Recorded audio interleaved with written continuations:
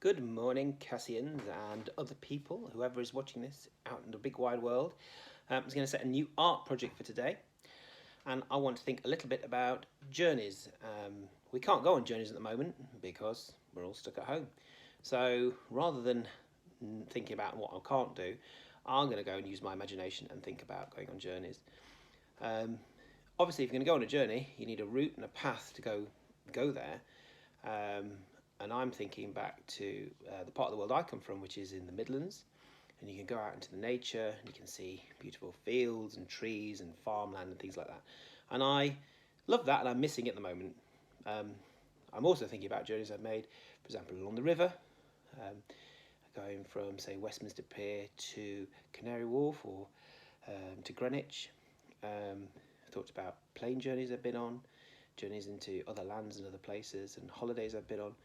And I'm just going to have a bit of a dream and think about that. I'm also going to be looking at an artist called David Hockney, who did a lot of very interesting paintings on journeys and making journeys. And I'm going to use him as an inspiration to make a piece of artwork. So yeah, I hope you're all feeling good. Let's go. Okay, so this is Garraby Hill in Yorkshire, and David Hockney did a fantastic painting of it. As you can see, the main element in the photograph and in his painting is the road, and that's the journey he's going on. So he's obviously going along this road and down there, and he's remembering it in his head, and he's going off. And you can see in his painting, he's got all the fields and all the pieces next to it, which is really super cool. It's not the only one who's done of that. There's pictures of this one, for example. It's a little village in Yorkshire, which is where he's from, and he's used that bit and other bits that he can remember and made this picture out of it. So you can see that again, you've got the road going through there, and you've got the journey that he's doing and he's taking through, which is really, really cool. He's done all sorts of pictures like this, absolutely loads of them. And again, you can see in all of them, the main bit that is important is the road that goes through it, and the various parts that go along the sides. He uses lots of pattern, lots of repeating ideas, and lots of pictures of nature. But he doesn't do it in a too accurate way. He's not too worried about it being perfect, which is fantastic. It's more about what he's seeing and what he's doing. He's also getting old, so he's quite an old man now. And I think journeys are quite an important thing for him to think about, and where he's going to go eventually. So yeah, it's quite beautiful if you think about it in that way. Some of his canvases are absolutely massive. This one is made of 50 canvases, and it's absolutely huge. So 50 individual paintings that makes that one up. Again, at the bottom you can see the road in the corners. Lots and lots and lots of them. Absolutely fantastic ideas, and we're going to have a go at making one now. Right, so I'm going to start now, and the first thing I'm going to do is decide on which way around my paper is going to go. I'm doing this on A3, so it's a bit easy for you to see. I've got some colouring pencils. I've even got some watercolour paints. I'm going to choose what I'm going to do shortly, but I'm not quite sure at the moment if I'm going to use paints or I'm going to use these. You could use anything. You could use collage. You could do whatever you want to fill in the gaps once you've got your basic structure. So to start with, I need to come up with a bit of a plan. So I think what I want is I want to have some hills and a flat bit behind it, just like David Hockney. So the first one I'm going to have is I'm going to have one hill that goes this way round, and I'm going to have another hill here that goes like this, and then in the middle I'm going to have my road, the start of my road. And it will obviously go over that hill and then down, and I won't be able to see that because it's blocked by this hill. The next part, I'm going to have my road going this way and that way into the distance, and here it's going to be quite wide. It's going to get thinner and smaller as I go along into the distance. So there's my rough starting point.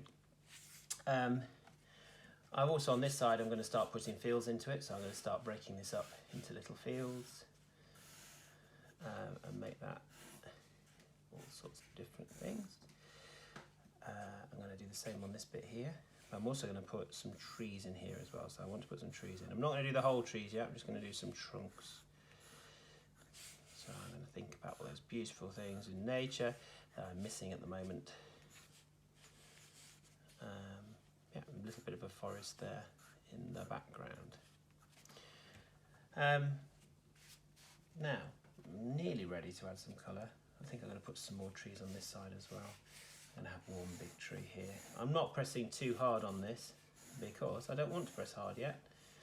I'm quite happy having just a few ideas at the moment. I could have a fence or a hedge. Same on that side. I think I'm going to have a fence that comes down to here.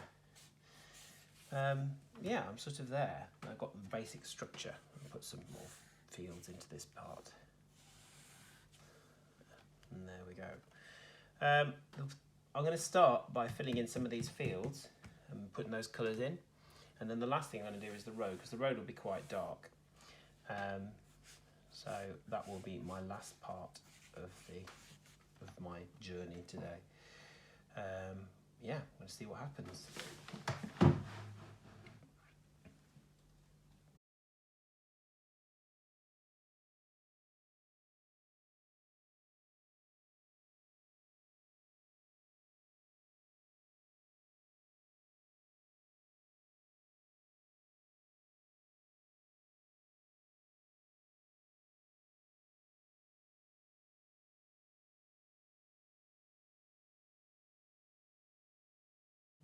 Right, so I'm sort of getting there. I've done some of these patterns. Now I've used watercolours. You don't have to use watercolours. If you don't have watercolours, you can use felt tips. You can use colouring pencils. I've just used this because I wanted to go a bit quicker. As you can see, I've started thinking about some stripes. I put some patterns in there. And I like stripes. Hockney uses a lot of stripes in his work.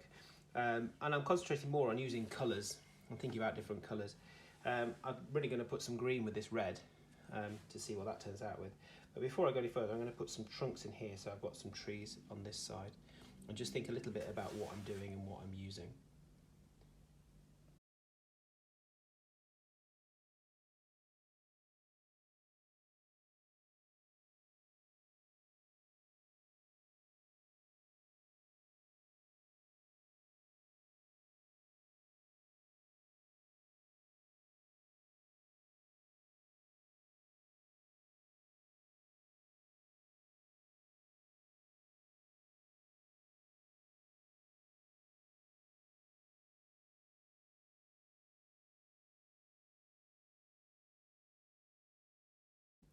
Okay, so what I'm trying to do here is I've got my patterns and I've played around with all my patterns, and now I've started to layer it up. As you can see in this one here, I've used a darker green to go over the top, and I've just suggested some leaves. I'm not being accurate with it. It doesn't matter, I don't have to be too accurate with it. The same here, I'm going to do little lines on this bit as well, just to sort of suggest the idea of leaves and foliage and greenness, and that way just get a bit more interest into the big blocks. Now if you're using felt tips, you can go over this with a darker colour. It will work quite well. If your felt tips are not quite dry, they'll bleed together. If they are dry, then you should get a quite nice colour over the top.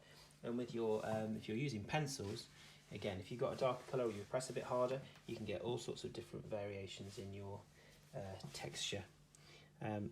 Same for these ones here.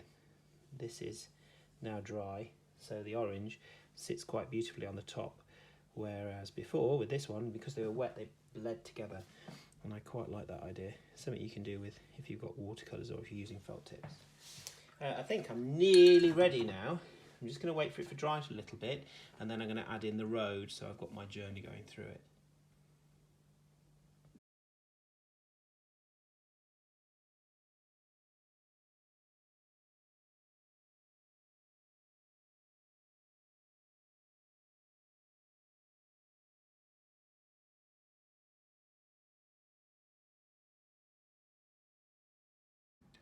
Okay, just a quick tip for you. Obviously I'm putting black on at the end when I've used all my other colours up.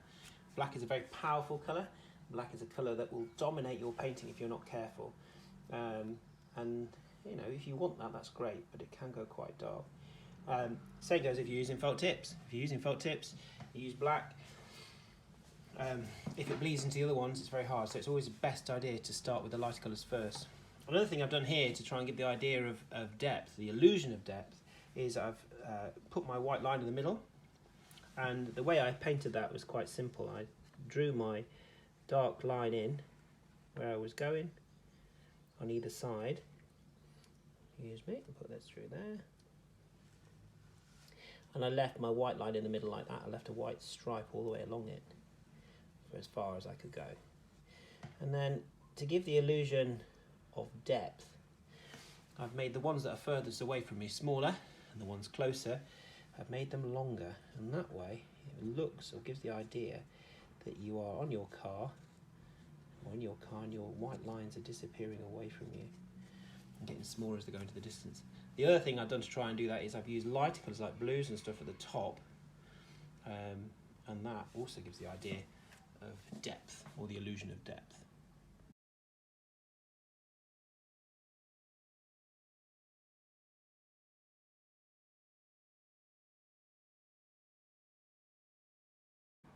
Okay, so there's my finished piece. Like I say, I only used the watercolours because I had them to hand. If you don't have watercolours, it's not the end of the world. You can use other things. I'd love to see your goes at doing it with felt tips or with colouring crayons. I have one that my nephew also made when he was very young. He did it with wax crayons, which was really, really good. The important elements of it all are the road that goes through the middle. Sketch out your drawing first. Don't be too precious about it, because it can look higgledy-piggledy. In fact, if it looks higgledy-piggledy, it's all the better. And use black at the end when you've finished. Yeah, let me know what you do. Send them to me. I look forward to seeing what you come up with.